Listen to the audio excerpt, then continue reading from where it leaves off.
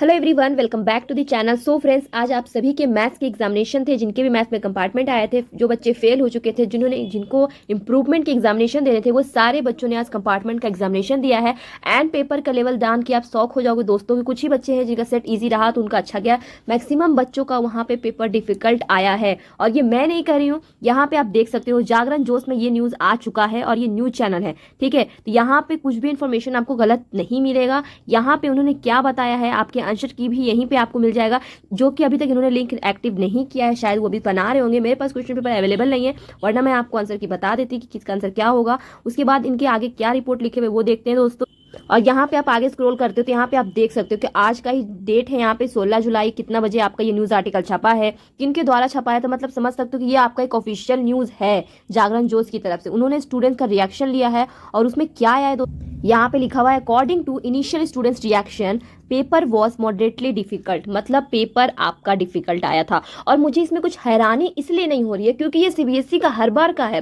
Compartment वाले बच्चों से उन्हें पता नहीं क्या समस्या होता है। बोर्ड एग्जाम के टाइम पे अगर आप एग्जाम दिया होगा, चाहे जिस भी वजह से आपका कंपार्टमेंट आया, बट उस वक्त का आप स्टूडेंट्स का रिएक्शन देखोगे तो पेपर का लेवल ईजी टू मॉडरेट रहा था।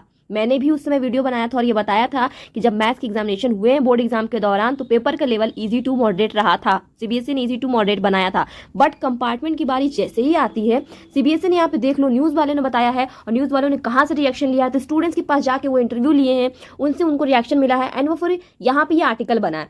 ओवरऑल क्या है कि पेपर का लेवल बच्चों को डिफिकल्ट लगा है।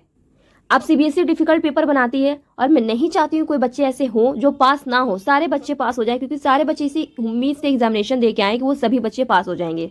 और अगर मैक्सिमम बच्चों का यहाँ पे पेपर डिफिकल्ट रहा है, कोई एक स्पेसिफिक सेट का यहाँ पे बात नहीं किया गया, इसलिए मैं सेट का नाम नहीं ले सकती हूँ अभी, ठीक है। जैसे ही मुझे इनके बारे में इन्फॉर्मेशन मिलेगा कि वो सेट आखिर कौन सा है जिसका पेपर डिफिकल्ट आया था, तो अगर आपको ऐसा लगता है कि आपका जो सेट है वो ज़्यादा डिफिकल्ट था, तो प्लीज़ आप कमेंट करो, ताकि मुझे पता चले कि हाँ ये सेट डिफिकल्ट था। वरना मैं रिसर्च तो करूँगी ही कि आखिर कौन सा पेपर का, मतलब कौन सा सेट आपका वहाँ पर डिफिकल्ट ज़्यादा रहा है, ठीक है। तो अगर मैक्सिमम बच्चों को क्वेश्चन पेपर वहाँ पर टफ लगेगा, तो उस कंडीशन में सीबीएसई मॉडरेशन पॉलिसी लगा के ग्रेस मार्क्स देगी। और कैसे देगी, किन बच्चों को देगी, वो मैंने कल ऑलरेडी एक वीडियो में बता दिया, आपको अच्छे से एक्सप्लेन किया है, और मैंने आपको प्रूफ भी दिखाया है कि बच्चे खुद कमेंट करते हैं कि दीदी मुझे इतने नंबर ग्रेस मार्क्स मिला है। वो चाहो तो आप वीडियो में जाके कमेंट में देख सकते हो, मैं उसका भी लिंक आपको दे दूंगी। बट ये ट्रुथ है, इसमें सच्चाई है कि सीबीएसई ग्रेस मार्क्स देती है, और किन्हें देती है वो मैं ऑलरेडी आपको बता चुकी हूँ।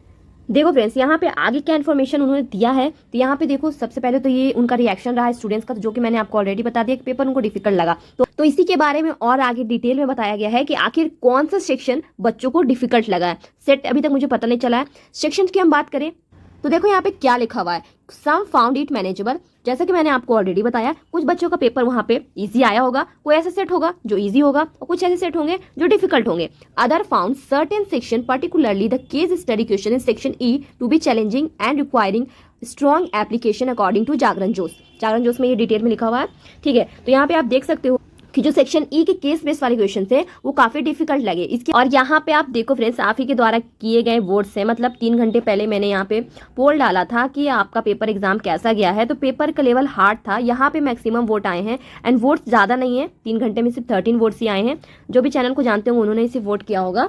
तो यहाँ पे देखो फ्रेंड्स, यहाँ पे आप भी प्लीज़ यहाँ पे आके वोट जरूर करना कि आखिर यहाँ पे आपका पेपर का लेवल क्या रहा है, ताकि और मुझे अच्छे से कंफर्मेशन हो सके कि हाँ रियली में आपका पेपर बहुत ज़्यादा टफ आया था, एंड फिर उसके लिए क्या हो सकता है वो मैं आगे आपको इन्फॉर्मेशन दूंगी, ठीक है।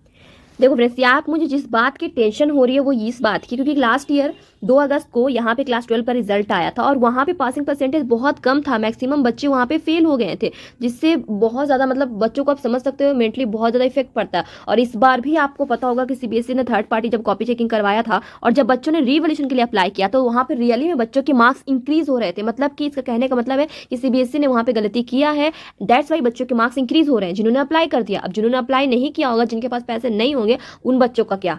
हर किसी के पास यहाँ पे 2 से 3 हज़ार खर्च करना सिर्फ आपके मार्क्स को इंक्रीज करवाने के लिए इजी नहीं होता है। मैं उन बच्चों की बात करी जो नहीं करवा पाए, उनके मार्क्स शायद इंक्रीज हो पाते, तो उनका क्या। तो यहाँ पे सीबीएसई की तो मिस्टेक होती है। लास्ट ईयर पासिंग परसेंटेज बहुत कम रहा है, इसलिए मुझे थोड़ा सा डर लग रहा है। यहाँ पे क्लास 12 का हो गया, अब क्लास 10 को मैं आपको दिखाती हूँ।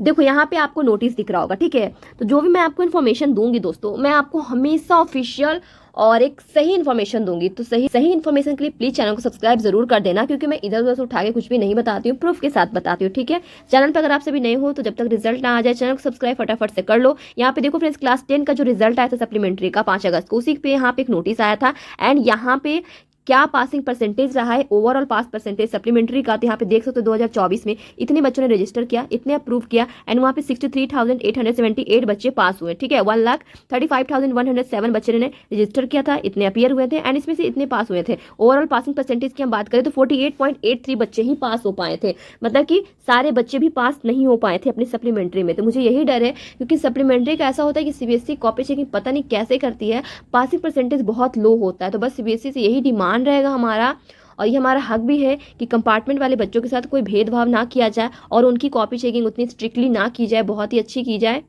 मैथ्स में स्टेप मार्किंग मिलता है तो सभी बच्चों को स्टेप मार्किंग मिले और सभी बच्चे पास हो जाए अपने एग्जामिनेशन में, क्योंकि ये उनके फ्यूचर का सवाल होता है और सीबीएसई को यहाँ पे उनके साथ खेलने का कोई हक नहीं है, बट फिर भी वो सप्लीमेंट्री वाले बच्चों के पीछे पड़ी हुई रहती है।